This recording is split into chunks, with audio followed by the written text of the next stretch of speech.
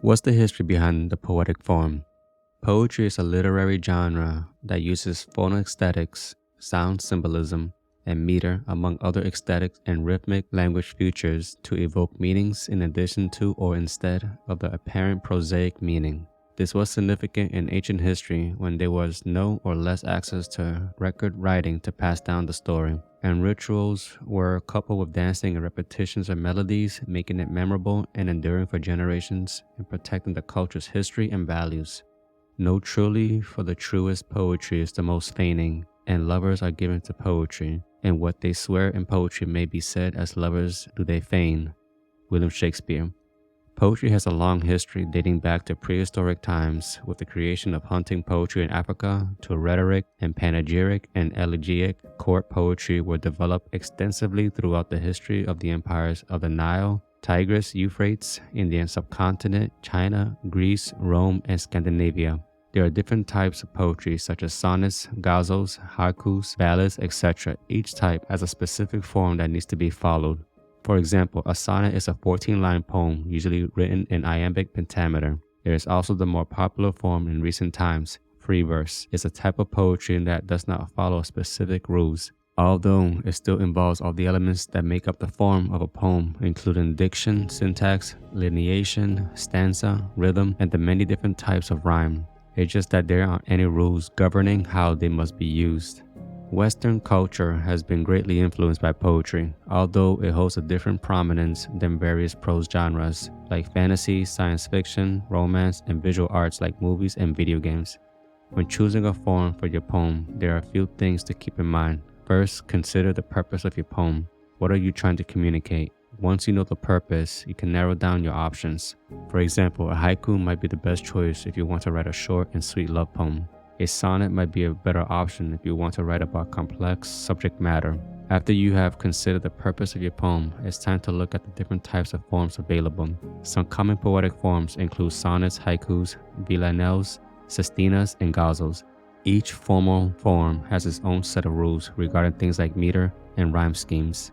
Choose one that feels right for your poem. Then find ways to inject figurative language and literary devices that add depth to a poem without affecting its essence. Poetry and beauty are always making peace. When you read something beautiful, you find coexistence. It breaks walls down. Mahmoud Darwish.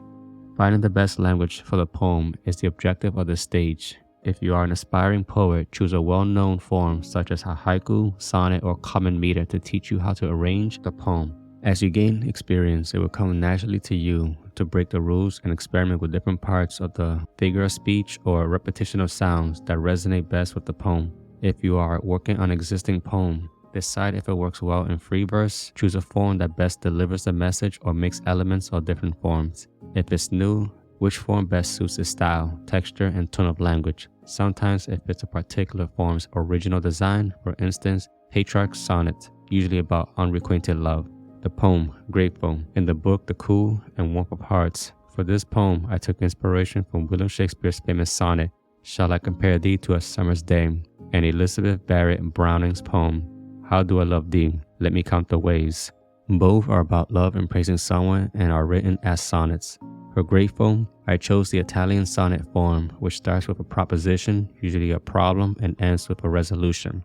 The speaker is thanking and praising someone of immense value, not just to them, but to others as well. And in the volta, which is called turn, they ask how they can repay them. In response, the speaker decides that marriage is one of the best ways to repay them both here and in the afterlife. I'm grateful she has appeared in my life, and the former disappeared with my strife. Adore the traits that enhance her beauty, with many aspects shown through her duties. Kindness and troves to inspire authors, gather to furnace the art and honor, awaiting the gleam on their gleeful faces, while light shimmers and bounds in her tresses. Sturdy like a turtle, steady by time, sublime in the soul, sang of her springtime. How virtue invites the vine to us, and ceases the ravish inside of us. How can I repay in equal amount? Marriage suffices, and all lives will surmount.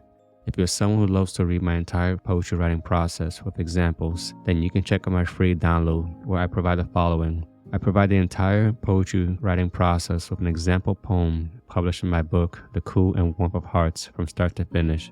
I provide this in several formats for free, such as a PDF and JPEG with an infographic.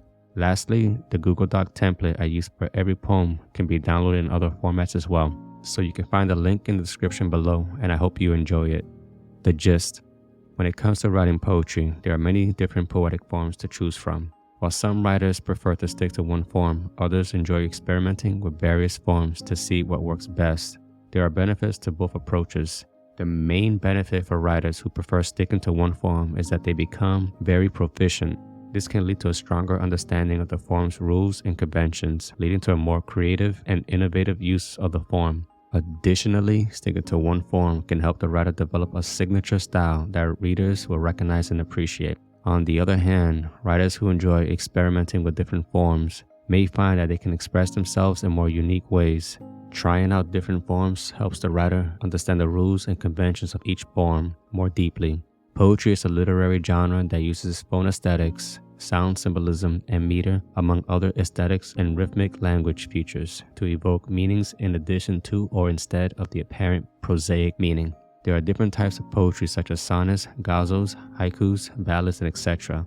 Each type has a specific form that needs to be followed. For example, a sonnet is a 14-line poem usually written in iambic pentameter. There are also more popular forms in recent times. Free verse is a type of poetry that does not follow specific rules, although it still involves the elements that make up the form of a poem, including diction, syntax, lineation, stanza, rhythm, and the many different types of rhyme. It's just that there aren't any rules governing how they must be used. When choosing a form for your poem, there are a few things to keep in mind. First, consider the purpose of your poetry.